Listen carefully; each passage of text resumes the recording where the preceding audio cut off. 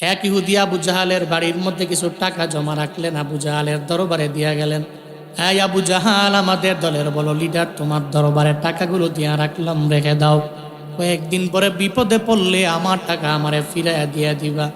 ইহুদি বিপদে পইরা দৌড়াইয়া যখন আবু জাহালের বাড়ির মধ্যে গিয়া দরওয়াজার সামনে দাঁড়ায় গেল, আবু জাহাল, আমার টাকা আমারে দাও।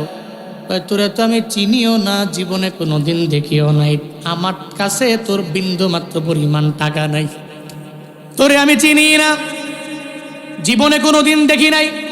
কয় কি, কয়েকদিন আগে টেহা রাখলাম আপনারা বড় লিডার মনে কইরা, একটা আমরা চিনি না। এই আবু জাহাল, আমি তো তোমার দলের লোক, আমার টাকাটা আমারে ফিরাইয়া দাও, আমার টাকা মাইরা দিও না। একবারের জায়গায় দুবার যদি বলো, ঘরের থেকে তরবারি আইনা দেহ থেকে গর্দানটাকে আলাদা করে দেওয়া হবে।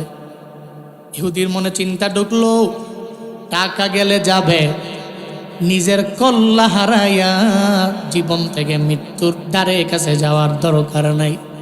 ইহুদি মনে মনে চিন্তা করে, আমার জান শেষ হয়ে লাভ নাই, জানের দাম অনেক, টাকার দাম দুনিয়ার মধ্যে নাই, বাঁচলে বহু টাকা কামানো যাবে। দৌড়ে রওনা হয়ে যায়। যাওয়ার পথে প্রতিমধ্যে চোখের পানি মুছে আর আমার মায়ার নবীর সাথে মোলাকাত হয়ে গেল। এত পরিমাণে মায়া নিয়ে, এত পরিমাণে দয়া নিয়ে নবী যখন সামনে দাঁড়ায় গেলেন, নবী কয়, রে ইহুদি, চোখের পানি মুছতে মুছতে কোন জায়গায় যাও আমারে জানাও না। ইহুদি বলে, মুহাম্মদ, তোমারে বইলা আমার লাভ নাই, কারণ যাহার ব্যাপারে বলবো সেও তোমার চির দুশ্মন, বিন্দু মাত্র পরিমাণ তোমারে বইলা আমার লাভ হবে না। মায়ার নবী বললেন, একটু বলো না, কারণ কারো চোখের পানি আমি সহ্য করতে পারি না, আমারে বলো না, আমি দেখি তোমারে একটু সাহায্য করা যায় কিনা, সহযোগিতা করা যায় কিনা, একটু হেল্প করা যায় কিনা, আমারে জানাও, আমি চাইলে তোমারে সাহায্য করতে পারবো, সহযোগিতা করতে পারবো। ইহুদি কয়, যেহেতু বারবার বলেন, তাহলে মুহাম্মদের বইলা দেই, আবু জাহালের বাড়িতে টাকা রাখলাম, আমি বিপদে পইরা যাওয়ার পরে আমার টাকা তো দেয় নাই, উল্টা আমারে মারার জন্য তরবারি নিয়ে ঘর থেকে বেরোয় আমারে মারার জন্য হুমকি দেয়। আমি ডরে ভয়ে আমার বাড়ির দিকে রওনা হয়ে গেল। মায়ার নবী কয়, ইহুদি, তুমি বাড়ির মধ্যে যাওয়ার দরকার নাই, আমার সঙ্গে আয়, আমি নবীর সুপারিশ বলার জন্য আবু জাহালের দরওয়াজার সামনে গিয়া দাঁড়ায়া যাব, চিল্লা পড়া যাবে কি মারহাবা। আবু জাহাল বলে, মুহাম্মদ কেন আসলা, আমারে জানাও। মায়ার নবী জানায়া দেয়, আবু জাহাল, ইহুদির টাকা তোমার দরবারে আছে, তার টাকা তুমি তারে ফিরাইয়া দাও। ওই সাহস তো কম না, আমি তারে ধমক দিয়া দিলাম, তোমারে সুপারিশ বলার জন্য নিয়ে আসলো, সে আমার কাছে টাকাই রাখে নাই, ওর টাকা আমি দিব না। একটা পর্যায়ে আমার মায়া নবী বারবার বলতে লাগলেন, বান্দার হক এটা নষ্ট করা যাবে না, আল্লাহর হক যদি নষ্ট করে আগাও, আল্লাহ চাইলে তোমারে মাফ করে জান্নাতের মধ্যে দিয়ে দিতে পারে, পারমিশন নেওয়া লাগবে না। যদি বান্দার হক নষ্ট করে কবরে যাও, হাসরের ময়দানে বান্দা ধরলে জান্নাতে যাওয়া যাবে না, ঠিক কিনা? হাসরের ময়দানে আল্লাহ বলবে, ওরে করিমউদ্দিন, দুনিয়াতে তুমি নেক আমল করেছো, ওই নেক আমলের বিনিময়ে আমি রবের জান্নাত রেডি আছে, জান্নাতে যাও। বান্দা যখন জান্নাতের দিকে দূরে যাবে, প্রতিমধ্যে যাওয়ার পরে হঠাৎ করে পূর্ব মুল্লাদির একজন দাঁড়ায় যাবে, কই কই যাও, কয়ে জান্নাতে যাই। তবে যাওয়ার আগে দুনিয়াতে যে 1 লাখ টাকা নিয়া নেতার পাওয়া দেখায় মাইরা দিলা, ওই টাকা আমারে আগে দেও, এরপরে তুমি জান্নাতে যাও। পূর্ব মুল্লাদির মুসলমানেরা আওয়াজ দাও, ওদিন ওই ব্যক্তির টাকা কি ওই জায়গার মধ্যে দেওয়া যাবে? যাবে?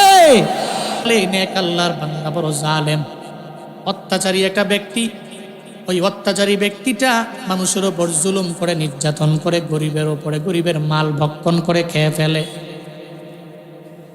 গরিবের মাল মাইরা মাইরা 2 তালা দালান বানাইলো। একটা পর্যায়ে এমন হয়ে গেল, ওই বিল্ডিং এর মধ্যে আগুন ধরে 2 তালা বিল্ডিং পুড়ে পুড়ে সারকার হয়ে যায়।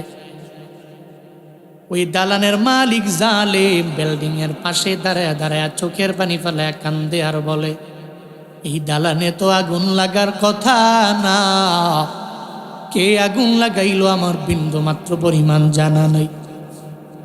পাশে দিয়ে এক বুজুর্গ যায় আর বলে, রে জালেম, চোখের পানি ফেলায় কেন কান্না করো? কয়, বিল্ডিং এর মধ্যে আগুন কে লাগাইলো আমার জানা নাই। কয়, আগুন কে লাগাইছে জানো না? এলাকার সমস্ত গরিব মানুষদের মাল মাইরা তুমি বিল্ডিং বানাইলা, গোশের টাকা দিয়া বিল্ডিং এ আরামে ঘুমাও। তুমি বলো আগুন কে লাগাইছে? আগুন লাগাইছে গরিব ব্যক্তির চোখের পানি এবং গরিব ব্যক্তির আল্লাহ, ঠিক কিনা? আগুন কে লাগাইছে এ ব্যাপারে আমার জানা নাই। কে লাগাইছে? গরিব ব্যক্তির চোখের পানি, গরিব ব্যক্তি কানছে তো গরিব ব্যক্তির আল্লাহ লাগাইছে। হ্যাঁ, বান্দার হক নষ্ট করা যাবে না, মারাত্মক। নবীজি বয়ান করতে লাগলেন, আবু জাহাল, জীবনে বান্দার হক নষ্ট করবা না, কিন্তু আখেরাতের ভয় যার দিলে না ও জীবনেও বুঝবে না। এই ময়দানে সবাই যে ভালো হবে এমন না, কারণ হেদায়েত যার কপালে আছে ও পাবে, যার কপালে নাই ও পাবে না। মায়ার নবীর কত বাড়ির কত কাছে আবু জাহালের বাড়ি।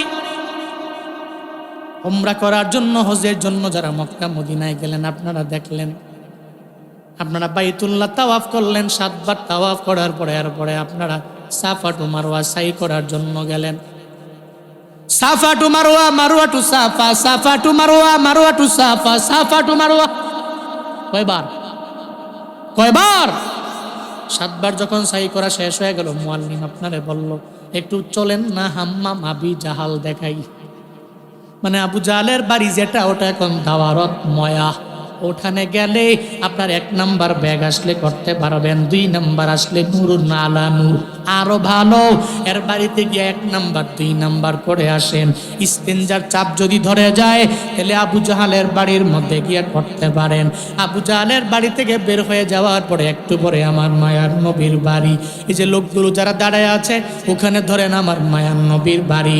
আমি যেখানে বসে আছি এটা হলো আবু জাহালের বাড়ি। দূরত্ব বেশি না, সারা জিন্দেগি লাগায় নবী দাওয়াত দিল। কপালে হিদায়াত নাই এজন্য ধর্ম মানে নাই, কপালে হিদায়াত নাই এজন্য কালেমা পড়ল না, কপালে হিদায়াত নাই এজন্য মুসলমান হতে পারল না। কিন্তু বেলালের দিকে তাকায় দেখেন না, যেই বেলাল এত পরিমাণে কালো সাহাবী, আর বড় কপালে হিদায়াত। হিদায়াত দেওয়ার মালিক আমার নবী না, একজন দেয়, চিল্লায়া বলো তার না। জিন্দেগি ভর নবী বুঝাইলো, আবু তালেব মানলো না। মানছে? হিদায়াত যদি কপালে না থাকে তো মানবে না। আবু জাহলে বুঝায়, টাকা তোমার না, টাকা ইহুদির। এ তো বুঝতেছে না। উল্টা কি কয়, যদি এন থেকে না যাও তাহলে এখন ঘরে যায় তোর বাড়ি আই না তোমার দেহ থেকে কল্লা ফেলাই দিব। নাউজুবিল্লাহ পড়ে না? আরো জোরে পড়ে না নাউজুবিল্লাহ? নবীকে বলে, তুমি যদি না যাও তাহলে দেহ থেকে, এখনই তোর বাড়ি না, তোমার দেহ থেকেও কল্লাটা আলাদা করে দিন। মায়ার নবীর এটা বলার পরে আমার নবীরে যে বলল, নবী তো ভালো করেই জানে আবু জাহাল তরবারি আনবে। মায়ার নবী আল্লাহরে ডাক দে, ও মালিক, আমি বড় বিপদে পড়েছি, বড় মুসিবতে পড়েছি। আবু জাহাল তরবারি নিয়ে ঘর থেকে দৌড়ায় আমারে মারার জন্য। এখন আমার সাহায্যকারী তুমি ছাড়া আমার আর কেউ নাই। তুমি চাইলে আমার সাহায্য করতে পারো, আমার চাইলে সহযোগিতা করতে পারো। নবীজি আল্লাহর দরবারে আবদার জানায়, মাদারীপুর রাজৈরের মুসলমান, নবী যদি আল্লাহর কাছে সাহায্য চায়, আমার আল্লাহ নবীরে সাহায্য করবে কি করবে না? আল্লাহ পাক বলে, ও জিবরাইল, বাঘ হয়ে যাও। বাঘের একটা বেশ দইরা আকৃতি নিয়ে আমার মায়ার নবীর পাশে গিয়া দাঁড়ায়া যাও। জিব্রাইল বাঘের একটা বেশ নিয়ে যখন আমার মায়ার নবীর দিকে দৌড়ায়, আবু জাহাল তরবারি নিয়ে ঘর থেকে বের হওয়ার পরে এবার তরবারি নিয়ে তাকায় দেখে বাঘ নবীর দিকে দৌড়ায়। আবু জাহাল কয়, তাকায় দেখো না, তোমারে খাওয়ার জন্য বাঘে দৌড়ায়, কারণ বাঘ আমারেও ডরায়, তোমারে ডরায় না, তোমারে খাওয়ার জন্য বাঘে দৌড়ায়। আমার মায়ার নবী ডেকে বলে, ও আবু জাহাল, না না, একটু পরে দেখতে পারবা বাঘ আমারে খাওয়ার জন্য দৌড়ায় নাকি তোমারে খাওয়ার জন্য দৌড়ায়, একটু পরে দেখা যাবে, বোঝাও যাবে। একটা পর্যায়ে দেখা গেল বাঘ আমার মায়ার নবীর পাশে আইসা দাঁড়ায় গেল। আবু জাহাল নিজের চোখে দেখে এই বাঘ আবু জাহালরে খাওয়ার জন্য দৌড়ায়, কিন্তু মায়ার নবী তাকায়া দেখে বাঘ এক জায়গায় দাঁড়ায় আছে। আবু জাহাল কয়, কিরে বাঘ দিয়ে আমারে খাওয়ার জন্য আমার দিকে দৌড়ায়, ভয়ে চিৎকার মারে আর আমার মায়ার নবীরে জানায় দেয়, মোহাম্মদ একটু বাঘটারে থামাও, কারণ বাঘ আমারে খাওয়ার জন্য আমার দিকে দৌড়ায়। আমার মায়ার নবী বলে, ও আবু জাহাল, না না, বাঘ তোমারে খাওয়ার জন্য দৌড়ায় না, বরং বাঘ তো আমার ডানে দাঁড়ায় আছে, যায় না, কেন তুমি বাঘের ডরাও? কয়, না রে মোহাম্মদ, আমারে খাওয়ার জন্য বাঘটা দৌড়ায়। কয়, না না, বাঘ দৌড়ায় না। নবীর চোখে নবী দেখে বাঘ এক জায়গায় দাঁড়ায় আছে, আবু জাহালের চোখে দেখে বাঘ দৌড়ায় দৌড়ায় তার দিকে যায়। এই কুদরত দুনিয়ার কারণা, চিল্লায়া বলো এই কুদরত টাকা কাদের কুদরত দারি বর কামাল, আন্তা রব্বি আন্তা হাসবি জুন জালাল, তুহি কাদের জলিলুল্লাহ জাহাদার বহরহালে, তুহি মেরা নেগাহদার। আল্লাহ পাকের বড় কুদরত। নবী তাকায়া দেখে বাঘ দাঁড়ায় আছে, আবু জাহাল নিজের চোখে দেখে বাঘ আবু জাহালকে খাওয়ার জন্য দৌড়ায়। মাথা নষ্ট হয়ে গেছে, বাঘ যদি খেয়ে ফেলে। মনে রাখবেন, যারা ইসলাম ধর্ম মানে না, যারা কালেমার মজা পায় না, এরা বাঘেরে ডরায়, সিংহেরে ডরায়, মানুষেরে ডরায়, এরা বুলেটেরে ডরায়, এরা গুলিরে ডরায়। কিন্তু ইমান যারা একবার আনছে, মুমিনে কামেল যেই বান্দা হয়ে গেল, ও জীবনেও কোনোদিন দুনিয়ার কাউকে ভয় করে না, ঠিক কিনা? আবু জাহেলের ভিতরে বাঘের ভয়। মুহাম্মদ বাঘেরে থামাও। নবী কয়ে, বাঘ তো যায় না। কয়ে, না আসে। নবী কয়ে, বাঘের যদি এত ডরাও, বাঘের মালিকের কেন ডরাও না? এত ভয় পাও বাঘকে, তো বাঘের মালিককে কেন ভয় করো না? আবু জাহাল কয়, আরে ভয় টয় বাদ দাও, তুমি থামাও খালি। কয়, না, থামবে তখন, টাকা যখন ইহুদির হাতে যাবে তখনই থামবে। সুবহানাল্লাহ জুড়ে কয় না? ইহুদি নবীর ধর্মের, হেই নবীর ধর্মের, নবীর আখলাক তো মানে না, নবীর উল্টা গালি দেয়। নবী কয়, ইহুদির টাকা দাও, দেখবা বাঘ অটোমেটিক থেমে যাবে। আবু জাহেল কয়, দাঁড়াও, টাকা আনতাছি। ঠেলার নাম বাবাজি। ঘরের ভিতর গিয়ে টাকা ঢুকাই না, ইহুদিরে কয়, ইহুদি টাকা তোমার, তোমারটা তোমারে দিলাম, যাও গা, বাঘটা তাড়াতাড়ি সরাও। মায়ান নবী চলে গেলেন একদিক দিয়ে, বাঘও চলে গেল, ইহুদিও টাকা নিয়ে চলে গেল। প্রতিমধ্যে যাওয়ার পর ইহুদি মনে মনে চিন্তা ভাবনা করতে লাগলো, যেই মুহাম্মদের আজীবন গালি দিয়েছি, আবু জাহেলের কথা শুই না মুহাম্মদের কত আঘাত দিয়েছি মুহাম্মদের মনে, ওই মুহাম্মদ তো আমানতদার, আবু জাহেল তো আমানতদার না, বরং সে খেয়ানতকারী। জীবনেও কোনোদিন আর তারে গালি দিতে পারি না। দৌড়াইয়া ইহুদি চলে গেল আমার মায়ার নবীর দরবারে। যা কয়, মুহাম্মদ এতদিন তোমারে গালি দিলাম, আমারে মাফ করে দাও।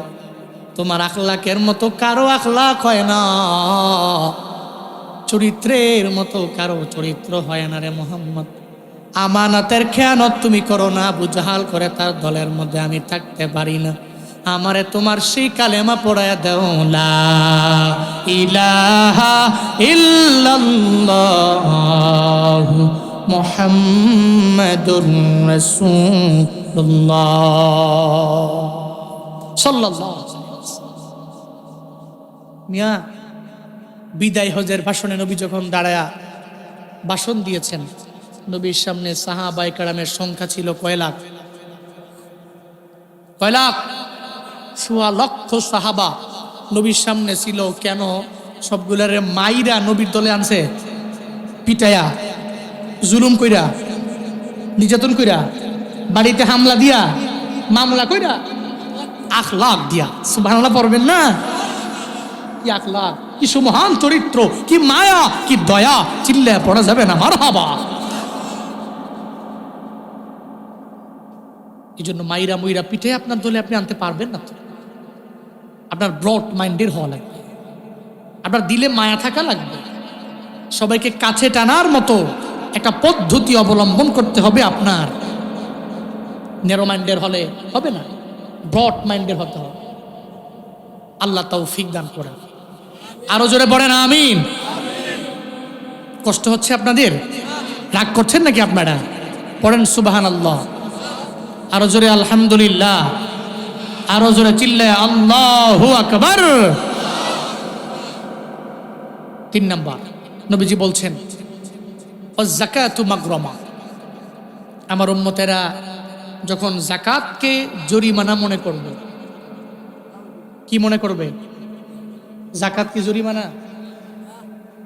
এটা তো ফরজ। কে করেছেন? কে করেছেন? ফরজ করেছেন আল্লাহ।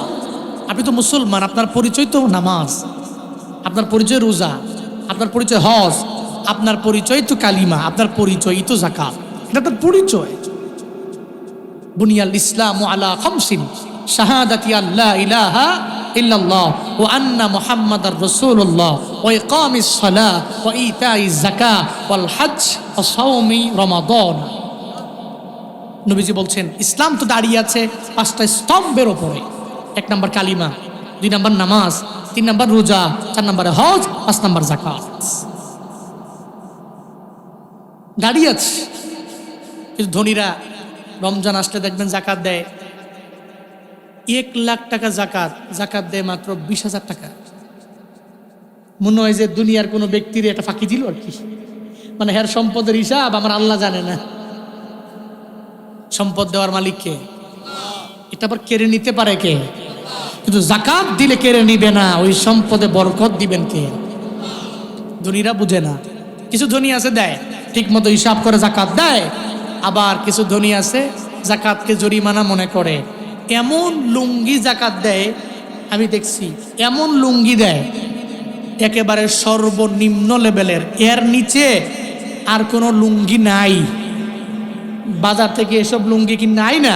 রমজান মাসে গরিবরে রোজা দিয়া 3-4 ঘন্টা 5 ঘন্টা দাঁড় করে রাইখা এমন লুঙ্গি দেয়। এই লুঙ্গি নিয়ে 2 দিন পড়ছে, পুকুরে গোসল করতে গেছে, টান দেয় দে সিরাইয়া পরে, টেনা টেনা। আছে না নাই? এর যাকাত হ্যাঁ দিছে, আর আল্লাহ খালি চাইয়া রইছে এর যাকাত কত নিব। উদ্দেশ্য খারাপ। আছে না নাই? যাকাত দিবেন মন থেকে দিবেন, মন থেকে দিবেন। এটা আপনার পরিচয়, এটা আপনার পরিচয়। তুমি রমজান এলে রাখো না রোজা, দিনকে করো আঘাত, পয়সা করির নেই তো অভাব, দাও না তো যাকাত। তুমি ইমানদারির বড়াই করো, নেই তোমার ইমান। ইমানদারির বড়াই করো, নেই তোমার ইমান। তুমি কেমন মুসলমান, তুমি কেমন মুসলমান, কেমন মুসলমান, তুমি কেমন মুসলমান। নামাজের সাথে নাই পরিচয়, মানো না কোরআন। নামাজের সাথে নাই পরিচয়, মানো না কোরআন। তুমি কেমন মুসলমান, তুমি কেমন মুসলমান, কেমন মুসলমান, তুমি কেমন মুসলমান। তুমি সুদের টাকায় ফাসাদ গড়ো, ঘুষ ছাড়ো না, দিন দুঃখী না খেয়ে মরে, খবর রাখো না। আছে না নাই? সুদের টাকায় প্রাসাদ করে 3-4 তলা বিল্ডিং এ ঘুমায়, রমজান আসলে যাকাত দেয় না, গরিবের পাশে দাঁড়ায় না, এতিম মিসকিনদেরকে দেখে না। এমন সত্তর আছে না নাই? তুমি ঘুষ খেয়ে অবিচার করো সাজিয়া প্রধান, ঘুষ খেয়ে অবিচার করো সাজিয়া প্রধান। তুমি কেমন মুসলমান, তুমি কেমন মুসলমান, কেমন মুসলমান, তুমি কেমন মুসলমান। তুমি নবীর উম্মত দাবি করো সুন্নাহ মানো না, নবীর অপমানে তোমার হৃদয় কাঁদে না। তুমি বিজাতীয় সংস্কৃতিতে সপেছ পরাণ, বিজাতীয় সংস্কৃতিতে সপেছ পরাণ। তুমি কেমন মুসলমান, তুমি কেমন মুসলমান, কেমন মুসলমান, তুমি কেমন মুসলমান। নামাজের সাথে নাই পরিচয় মানো না কোরআন, নামাজের সাথে নাই পরিচয় মানো না কোরআন। তুমি কেমন মুসলমান, তুমি কেমন মুসলমান, কেমন মুসলমান, তুমি কেমন মুসলমান। ঠিক কিনা? মুসলমানের পরিচয় তো রোজা, পরিচয় যাকাত, পরিচয় সুদি লেনদেন বাদ দিয়ে হালাল ইনকাম, ঘুষ খাওয়া বাদ দিয়া হালাল ইনকাম। হ্যাঁ, মোরল সেজে চেয়ারের মধ্যে বসে কি ঠিক করবা? আইডি কার্ড ঠিক করবা, 3 বার ঘুরায়, কাজ একটা হয়ে যায়, সিগনেচার একটা দিলেই হয়ে যায় না। আয়ো কালকে আয়ো, হ্যাঁ কালকে আইসে কয় বসে নাই, কবে আমু তো 3 দিন পরে গেছে গা সফরে, হ্যাঁ আবার 3 দিন পরে গেছে, বসে আইসে কয় তোমারে ঘুরাই, তুমি বুঝো না আমার পিএসওর লগে দেখা করো। টেহা 500 দিলে সিগনেচার এমনি হইব। ঠিক কি না? একটা মানুষকে হয়রানি করে পেরেশানি করে, নামের আগে মোহাম্মদ আব্দুল্লাহ, কি সুন্দর নাম তার, সুবহানাল্লাহ। এরকম মানুষের উপর নির্যাতন করে ঘুষ খায় এমন ব্যক্তি আছে না নাই? আছে না নাই? আল্লাহ এদের প্রত্যেককে হিদায়াত দান করেন, সঠিক বুঝ দান করেন। আরো জোরে পড়েন আমিন। আপনার পরিচয় তো এটা না, আপনি তো হিন্দু না, আপনি তো খ্রিস্টান না, আপনি বৌদ্ধ না, আপনি ইহুদি না, আপনি অন্য ধর্মের হলে আমি মানতাম। আপনি মুসলমান হয়ে কাজ করলে আপনার আরেক মুসলমান ভাই মানতে পারে না। আপনি মুসলমান, আপনার ব্যাকগ্রাউন্ডে আল্লাহ আছে, রাসূল আছে, আপনার ব্যাকগ্রাউন্ডে তো কিতাব কোরআন আছে, ব্যাকগ্রাউন্ডে হাদিস আছে, বুখারী, মুসলিম, আবু দাউদ, নাসাই, তিরমিজি, এগুলো আপনার ব্যাকগ্রাউন্ডে আছে। তো আপনার ধর্মের একটা RSBS আছে, খতিয়ান নং আছে। আপনি মনে করছেন খালি যেটা মন সেটা করবেন, কেউ কিছু বললে আপনি রাগ করবেন না। আপনাকে মৃত্যু পর্যন্ত বলাই হবে, হ্যাঁ আপনি যা করেন আপনার ধর্ম থেকে অন্য ধর্মে গিয়ে আপনি করতে পারেন, কিন্তু আমার ধর্মে থেকে নিজেকে মুসলিম দাবি করে ঘুষ খেয়ে সুদি লেনদেন করে আপনি চলতে পারেন না। আপনি তো আমার ভাই, এই জন্যই তো আপনার উপরে আমার হকটা বেশি। মনে রাখবেন, পর মানুষে দুঃখ দিলে দুঃখ মনে হয় না, আপন মানুষ দুঃখ দিলে দুঃখ ভুলা যায় না। বাস্তবতা এটাই। যারে আমি পরে মনে করি ও আমারে ধমক দিল, ও কি করলো না করলো, খাইলো কি খাইলো না, এগুলো দেখাশোনার টাইম নেই তো আমার। যারে আমি আপন মনে করি ওরে তো আমি বলবো, তারে 1 বার বলবো, 2 বার বলবো, 3 বার বলবো, 4 বার বলবো, 5 বার তারে বলবো। আমি সেই রাইট আমার আছে, কারণ তারা আমি আপন মনে করি। মুসলমান আপনারা আমার আপন। আল্লাহ প্রত্যেককে সঠিক বুঝদান করেন। রাগ করতেছেন আপনারা? কষ্ট পেয়েছেন? জোরে কোন মারহাবা, আরো জোরে মারহাবা। 3 নম্বর। 4 নম্বর নবীজি বলছেন আতো আর রাজুল জাওজাতাহু। 5 নম্বরে আক্কা উম্মাহু। ব্যক্তি তার বউকে বেশি ফলো করবে, তার মায়ের অবাধ্য হবে। এই সময়টা বর্তমানে আছে না নাই? কারে বেশি ফলো করে? বউ রে বউ, ওয়াইফ আছে না? স্ত্রীর কথা বেশি শুনে, মায়ের অবাধ্য হয়। এরকম অবাধ্য সন্তান আছে না নাই? কিন্তু এতটুকু বুঝে না, খালি যদি মায়ে যদি আহ কয় জীবন তো শেষ, এটা সে বুঝে না। আর মা যদি খালি দোয়া দিয়া কয় আল্লাহ তারা কবুল করে লয়, তাহলে বাইজিদ বোস্তামির মতো চির জিন্দেগি ভর কিয়ামত পর্যন্ত আল্লাহ কবুল করে নিবে। ঠিক কিনা? মায়ে যদি খালি দোয়া করে দিছে তো কবুল হয়ে গেছে, দোয়া করে নাই, বদ্ধ করছে, শীষ। মায়ার নবী জানায়া দিলেন আমার ব্যক্তি উম্মত গুলো বউরে বেশি ফলো করবে, মায়ের অবাধ্য হয়ে যাবে, মায়ের অবাধ্য হয়ে যাবে। বউরে ফলো করো, অসুবিধা নেই, বউয়ের কথা মানো, অসুবিধা নেই, তবে মায়ের ধমক দিয়া বউয়ের কথা মানা যাবে না। মনে রাখবারে মাদারীপুরের মুসলমান, জুনায়েদ আল হাবিব কবে আসি আর না আসি এই ব্যাপারে আমার জানা নাই, আবার কোন দিন মরণ হয়ে যাবে এই ব্যাপারে আমার জানা নাই। তবে একটা কথা ব্রেইনের মধ্যে রাখবা, যতদিন পর্যন্ত তুমি মায়ের দোয়া নিয়ে চলবা আল্লাহ তোমারে বড় বিপদের মধ্যে ফালাবে না। যেদিন মনে করবা বউয়ের কথা শুই না মায়ের মনের মধ্যে আঘাত দিয়া দিলা, মায়ে কষ্ট পেয়ে যায়, আল্লাহর কসম কপাল পুড়তে দেরি হবে না। ওই মায়ের মনে আঘাত দিও না রে যুবক, ওই মায়ের দোয়া নিয়ে চলিও রে বাপ। আমি তোমার পায়ে ধরি, জীবনে কোনোদিন মায়ের মনের মধ্যে আঘাত দিবা না। জুনায়েদ আল হাবিব মা বাবার বয়ান কেন কেন কেন বেশি করে রে জানো? আমি জানি রে, মা বাবার দোয়ার বদৌলতে আমি জুনায়েদ আল হাবিব বয়ান করতে পারি। এত দূর পর্যন্ত গিয়ে গিয়ে বয়ান করি, মানুষগুলো আমারে ভালোবাসে। ইলমের পাওয়ারে বয়ান করি এমন না, ইলমের পাওয়ারে বয়ান করি এমন না, আমলের পাওয়ারে বয়ান করি এমন না, বরং আমার আল্লাহর দয়া এবং মা বাবার দোয়ার মাধ্যমে আমি বয়ান করি। এই জন্য আমি মা বাবার কদর দিতে জানি, তোমরাও মা বাবার কদর দাও, সম্মান বাড়াবে একজন, চিল্লায়া বলো তার না। ওই মা বাবার মনে আঘাত দেওয়া যাবে না, এদের থেকে দোয়া নিয়ে আগায় যাও। বউয়ের কথা মানার পরে মায়ের মনের মধ্যে আঘাত দেওয়া অনেক যুবক এমন আছে। মাঝে মাঝে কিছু বাবা বলে কোনো কোনো এলাকার মধ্যে যাওয়ার পরে, হুজুর মা বাবার বয়ান কইলেন কেন? আমি বললাম কেন মা বাবার বয়ান করা লাগবে? হুজুর আজকে 1 সপ্তাহ টানা হয়ে গেল আমার ছেলে আমারে বাবা কয় না, আমার বিবিরে মা কয় না। কপাল তোমার কি পরিমাণে পুড়ে গেল,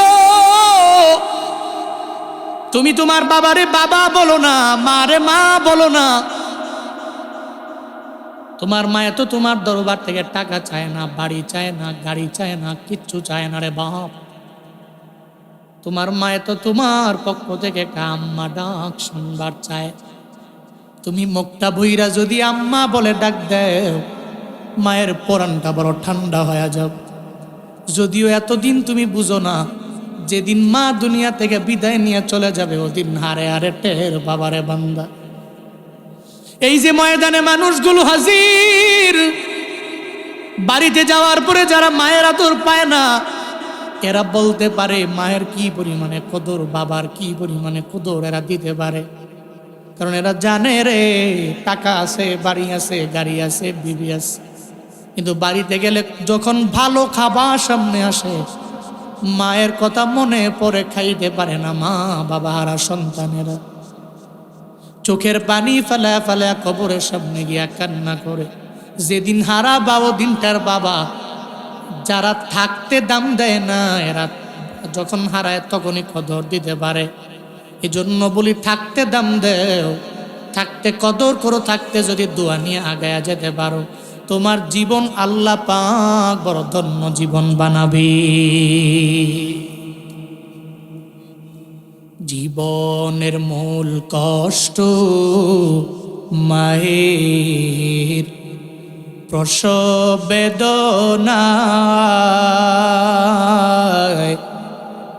সাত আসমান সাত জমিন তখন মায়েরই মাথায়। জীবনের মূল কষ্ট মায়ের প্রসব বেদনায়, সাত আসমান সাত জমিন তখন মায়েরই মাথায়। এমন মাকে কেমনে আজি এমন মাকে কেমনে আজি যাব আমি ভুলিয়া।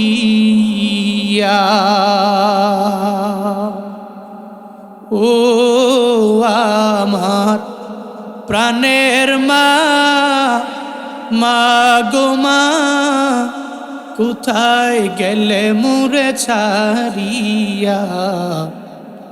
জনম দুঃখী এতিম আমি, চায় না কেহ ফিরিয়া। জনম দুঃখী এতিম আমি, চায় না কেহ ফিরিয়া। আমি যখন ছিলাম আমার মায়েরি উদরে, চলাফেরা করতেন যে মায় কত কষ্ট করি। আমার সুন্দর মুখ দেখে মায়ের,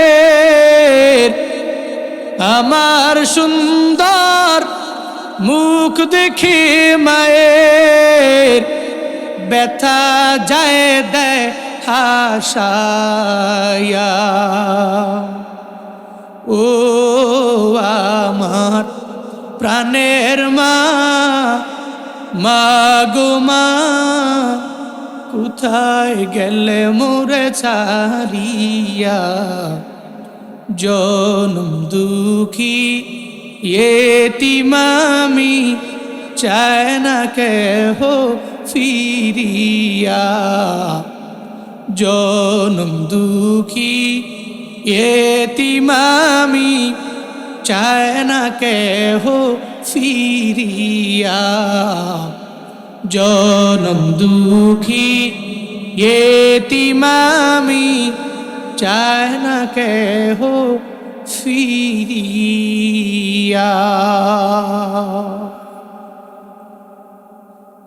মারহাবা পড়বেন না? মা চলে গেলে চোখের পানি ফেলায় যদি মার দরবারে কান্দেন লাভ নাই, থাকতে কদর দেওয়া লাগবে।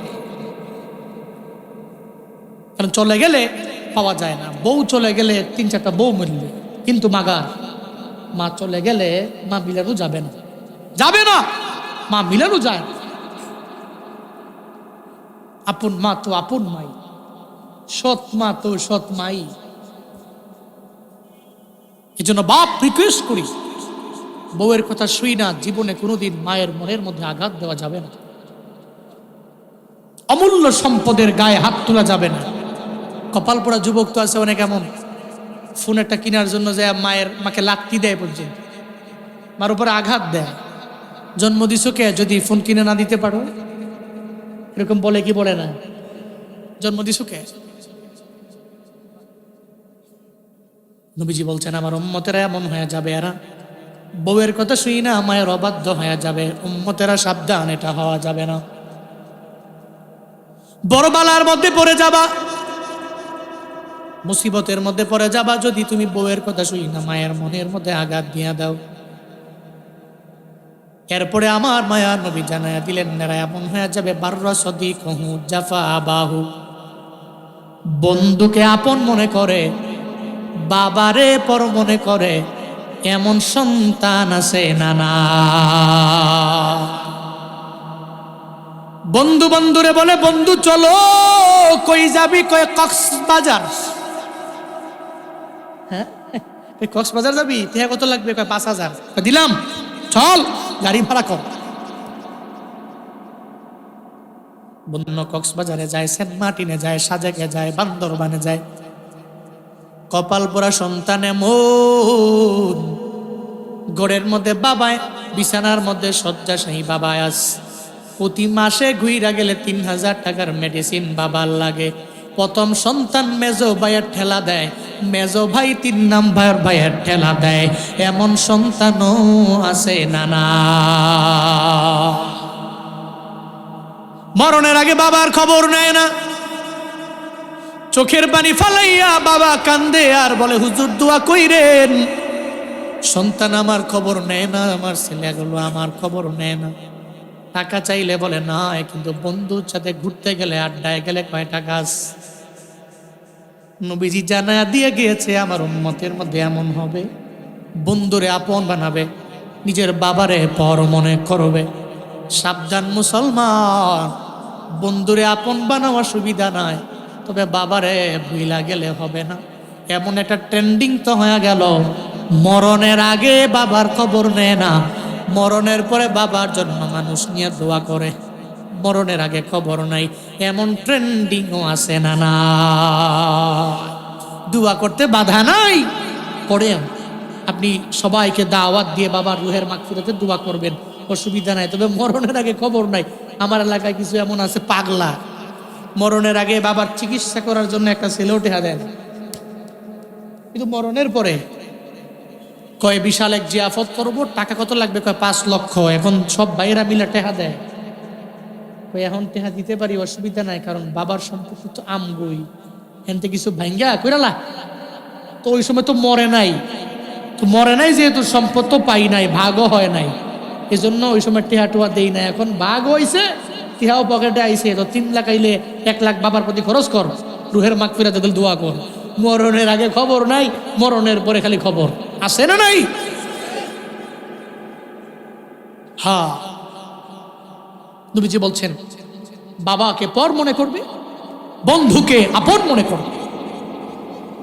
এই জন্য আমি রিকোয়েস্ট করি, বাবা মাকে পর মনে করা যাবে না, এরা আপন। মৃত্যু পর্যন্ত আপনার উপরে এটা ফরজ। আল্লাহ পাক তো বলেছেন ওয়াকাযা রাব্বুকা আল্লা তা'বুদু ইল্লা ইয়্যা ওয়া বিল ওয়ালিদাইনি ইহসানা। কে বলেছেন? আল্লাহ বলেছেন মৃত্যু পর্যন্ত ইবাদত করা তোমার উপর যেমন ফরজ, এর পরবর্তীতেই ওয়া বিল ওয়ালিদাইনি ইহসানা, মৃত্যু পর্যন্ত, মৃত্যুর আগ মুহূর্ত পর্যন্ত আব্বা আম্মার খেদমত করা তোমার উপরে ফরজ, তোমার উপরে ফরজ। আল্লাহ আব্বা আম্মার খেদমত কইরা, আব্বা আমারে রাজি কইরা, সন্তুষ্ট কইরা এরপরে মরার তৌফিক দান করে। আরো জোরে পড়ে না আমিন। এরপর নবীজি বলছেন ওয়াত্তাফাতিল আসওয়াতু ফিল মাসাজিদ, মসজিদে হট্টগোল বেড়ে যাবে। মসজিদে কি বাড়বে? হট্টগোল, আওয়াজ, দুনিয়াবি কথা বেশি বাড়বে। মাঝে মাঝে দেখবেন মসজিদের মধ্যে জুমার দিনে ঝগড়া লাগায়, আছে না নাই? আমি বাস্তবতা বলছি, আমি আপনার মতো মানুষ, রক্ত মাংসে গোড়া, আমি অন্য জগতের না, আমি আপনাদের জগতেরই একজন। আমি জানি তো, আমি দেখি তো। জুমার দিনে খতিব বলে মসজিদ আল্লাহর ঘর, এই ঘরে লাউডলি বলা যাবে না। খতিবে বেশি বুঝে নাকি, কেন চিল্লায়? খতিবের বলো চুপ করতে, নিলে বেতন পাবে না। ডান দিয়ে একজন দাঁড়ায় কয় ওই বিষয়ে তুমি কি করলা, আর একজনে মাঝখান দিয়া কয় তুমি এত ফোন দিদি করো কে? আর একজনে লাভ দিয়ে উঠটা কয় কি সাহস কত বড়, তুই আমার দাদারে ফোন দিতে কইলি। এবার 2-3 জন লাইক গেলাইছে মসজিদ, ওই এটা কি মসজিদ না বাজার, এর মনই নাই। এরকম আছে না নাই? আমার পাশের এলাকায় মসজিদ আছে 2টা, 50 ফিট অন্তর অন্তর 2টা মসজিদ। কয় ফিট? অনেক দূরে। এও 2টা জামে মসজিদ, জুমা পরে 2টা 2। আমি বললাম কি রে, এত কাছাকাছি 2 মসজিদ হওয়ার মানে কি? এত কাছাকাছি কেন? বুঝো না? একদিন জুমার দিনে লাগ গেলাইছে 2 জনে মারামারি। এমন একটা হালত হয়েছে, যার লগে যার মারামারি হয়েছে, এক ব্যক্তি হইল বড় ধনী আর এক ব্যক্তি হইল মোটামুটি ধনী। মানে এক ব্যক্তির 7 ফুট আর এক ব্যক্তির 3 ফুট। একজনের 7 জনের 6 জনই বিদেশ, আরেকজনের 3 জনই কাম করে দেশ। এবার বুঝেন না যে বেটা 7 ফুটের 6 ফুট বিদেশ, এর পাওয়ার কি? হ্যাঁ কয় যে ঝগড়া লাগছো মসজিদ, তোমকে মসজিদ আর আইলাম না, এটা কয়া যায় আরেকটা মসজিদ বানাই লিছে না পাশে। এখন মাঝে মাঝে এমন বিপদ হয় যে জুমার দিনে ফাসকুরুনি আসকুরুকুম আশকুরুলি ওয়ালা তাকফুরুন, এটা কইলে দেখবেন কিছু মুসল্লি মসজিদে দৌড় দিয়ে ঢুকালায়, আছে না নাই? তো মাঝে মাঝে এমন হয় যে এক মসজিদের মধ্যে ফাসকুরুনি আসকুরুকুম কইছে জোরে, আরেক মসজিদে বেটা লাভ দিয়ে খেয়ে রইলাইছে ঘুমে। জুমার দিন তো ঘুম ধরে বালা না, যে ঘুম ধরে খুতবা তো অর্ধেক মানুষই শুনে না, জুরায় ফার্স্ট করুন খালি কইছি কোন সময় লাভ দিয়ে উঠে গেছে গা, উঠটা দে না এ মসজিদও না হে মসজিদও, হে মসজিদও কইছে আল্লাহু আকবার, এ মসজিদে গেছে গা এবারে রুকুত। মাসাজিদুহুম আমিরা ওয়া হিয়া করাবুম মিনাল হুদা, নবীজি বললেন কিয়ামতের আগে আমার উম্মতের মসজিদ হবে বড় সুন্দর, বড় প্রাচুর্যময়, কিন্তু মসজিদের মধ্যে মুসল্লি মিলবে না, ঠিক কিনা? এলাকার মধ্যে এত বয়ান, এত মাহফিল, এত বক্তা, এত শ্রোতা, ফজরে মুসল্লি কই? গত কয়েকদিন আগে এক জায়গায় মাহফিলের মধ্যে যাওয়ার পরে যখন আমি বয়ান করলাম, সামনে বললাম বয়ান চলবে কি চলবে না, বলে হুজুর চলবে। আমি কই কতক্ষণ? কয় সারা রাত। এটা বাংলাদেশের শ্রোতাদের একটা ট্রেডিশন, যদি বলি কতক্ষণ? কয় সারা রাত। মূলত সারা রাত সেও শুনবে না, বক্তাও বলতে পারবে না, আবেগে কয়ালিস। পেছন থেকে কমিটির একজন দাঁড়ায় কয় হুজুর সারা রাত না, বয়ান শেষ করে দেন। কিও এত রাগ হইলেন কি? আমার প্রতি? না আমার প্রতি না, আমাদের প্রতি না, হেগো প্রতি। হেগোর জিগান্ত গত বছর যে আমি মাহফিলটা করাইছি ফজরের সময় তারা একটাও আইসিনি। কয় ফজরের সময় যতই হুজুরা ওয়াজ করে গেছে না, ফজরের সময় আমি আর ইমাম সাহেব এই ওয়াজ নামাজ পড়ছি, আর একজনও আইসেও না, ঘুম থেকেও উঠছে না। বাদ দেন, কয় বাদ দেন, কথা হইনি না। ফজরের সময় মুসল্লি ওই আমি আর ইমাম, ওই হ্যাঁ সব জায়গায় একই। ফজরের সময় মুসল্লি ইমাম, মুয়াজ্জিন, খাদেম আর 2-3 মুরব্বী, বাকিগুলো সব ল্যাপ মুড়ি দিয়া, ঠান্ডার দিনে কম্বল মুড়ি দিয়া ঘুমায়, ঠিক কিনা? হ্যাঁ, ফজরে মুসল্লি নাই, ফজরে মুসল্লি নাই, জোরে নাই, আসরে নাই, মাগরিবে মাঝে মাঝে মিলে, আবার এশার সময় আগের হালাত। এই মুসলমানেরা বয়ান শুনলা, বয়ান শোনার পরে গিয়া ফজরি পড়লা না, সারা জিন্দেগির সমস্ত মাহফিল যদি এক পাল্লার মধ্যে দাও আর এক পাল্লার মধ্যে যদি ফজর দাও, আমায় বলো না ফজরের পাল্লাটা ভারী হবে নাকি হালকা হবে? নিয়ত করে নাও রে বাবা, বয়ানও শুনবো, ফজরও পড়বো, বয়ানও শুনবো, আসরও পড়বো, বয়ানও শুনবো, আমি জোহর পড়বো, বয়ানও শুনবো, মাগরিব পড়বো, বয়ানও শুনবো, আমি এশাও পড়বো। আমার বয়ান শোনার পাশাপাশি আমি 5 ওয়াক্ত নামাজি হয়ে যাব। জুনায়েদ আল হাবিবের বয়ান শুনলে হবে না, আমি রিকোয়েস্ট করি বাপ নামাজেও যাওয়া লাগবে, কারণ নামাজ ছাড়া তুমি জান্নাতের মধ্যে যেতে পারবা না। এলাকার মধ্যে হিন্দু আছে না নাই? আছে, বাজার আছে নি? হ্যাঁ, যেই বাজারের মধ্যে আপনি গেলেন মুদি দোকানে, ওই মুদি দোকানের মধ্যে হিন্দু যায় কি যায় না? না হিন্দু যায় না? আচ্ছা যায়। পাঞ্জাবি আপনি পরেন, দেখবেন মাঝে মাঝে হিন্দুও পাঞ্জাবি পরে কি পরে না? আবার মাঝে মাঝে দেখবেন হিন্দুরাও গরু গোশত খায়। আপনার গালে দাঁড়িয়ে আছে, হিন্দুর গালেও দাঁড়িয়ে আছে না নাই? রবীন্দ্রনাথ ঠাকুর আছে না নাই? দাঁড়িয়ে আছে, এর মানে মুসলমান না? হিন্দু গরু গোশত খায়, দাঁড়িয়ে আছে, পাঞ্জাবি আছে, আপনার মতোই তো। কই শুনেন, হ্যাঁ আমি গুছাই ফেলতেছি। হ্যাঁ, তাহলে সব একরকম, পার্থক্যটা কই? পার্থক্যটা কই? একটা হিন্দু ওরে কাশি দিয়া বাইন্দাও মসজিদের ভিতরে নেওয়া যাবে না, একটা মুসলমানকে বলাও লাগবে না, উনি ফজরের আজান শুনলে ঠান্ডা পানি দিয়া ওযু বানায়া ফজরে যাবে, এটা ওনার পরিচয়। এরপর নবীজি বলছেন ওয়া কানা যাঈমুল কওম আরজালাহুম, সম্প্রদায়ের লিড দিবে বকলম নেতা, যার ইলিম নাই, হিলিম নাই, আমল নাই, কিচ্ছু নাই, সে বড় লিডার, সে বড় নেতা, নবীজি বলেছেন কিয়ামতের আগে।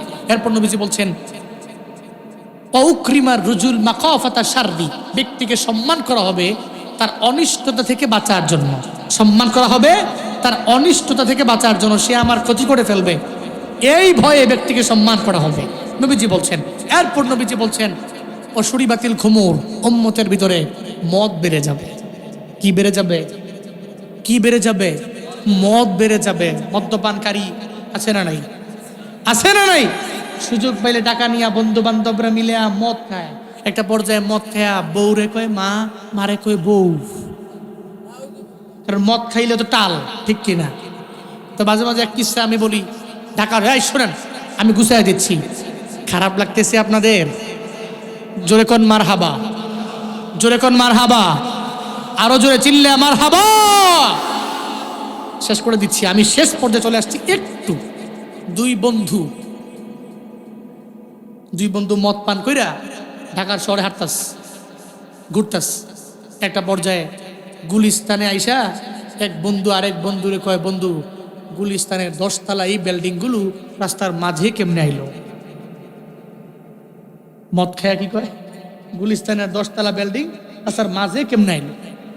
তো যারে কয় হে আরেক মদ খো, হ্যাঁ কয় যে হেসাই তো এই 10 তলা বিল্ডিং রাস্তার মাঝে কেমনে আইলো? তাহলে কি করবো? চল তাহলে দুইজনে ধাক্কায়া বিল্ডিংটা সোজা কইরা রাস্তার পাশে দিয়া দিই। দুইজনে মিলে ধাক্কাই দাস, 5 মিনিট লাগা ধাক্কাইস। বিল্ডিং ধাক্কানো এটা তো খামখেয়ালি কাজ না। একটা পর্যায়ে ঘাম দিয়া শরীরে ঘাম চলে আসছে, কাপড় চোপড় খুইলা রাস্তার মাঝে রাখছে, রাস্তার মাঝে রাখছে। গুলিস্তানের চূড়ে এই কাপড় দেখে লাইছে, হেরা ধাক্কাইতেছে, গুলিস্তানের চূড়াইসা ওই কাপড় চোপড় চুরি করে সব লয়ে গেছে। এখন একটা পর্যায়ে 30 মিনিট 40 মিনিট সময় যায়, বিল্ডিং ধাক্কানো এটা খামখেয়ালি। একটা পর্যায়ে যখন হয়রান হয়ে গেছে, এক বন্ধু আরেক বন্ধুর কয়, বন্ধু বাদ দে, বহু ধাক্কাইছি, আর ধাক্কার দরকার নাই। কে যদি এখান থেকে না নড়ে তাহলে কালকে বাস আইসা অ্যাক্সিডেন্ট করবে। তাহলে কি করবো? কয় না আরো ধাক্কাইতে হবে।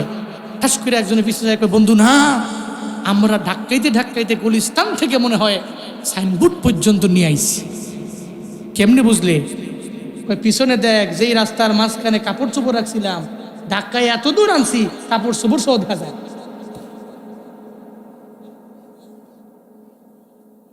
ইন্নামাল খামরু ওয়াল মাইসিরু ওয়াল আনসাবু ওয়াল আজলাম রিজসুম মিন আমালিশ শাইতান ফাজতানিবুহু লাআল্লাকুম তুরহামুন। জোরে বলেন আল্লাহু আকবার, আরো জোরে আল্লাহু আকবার।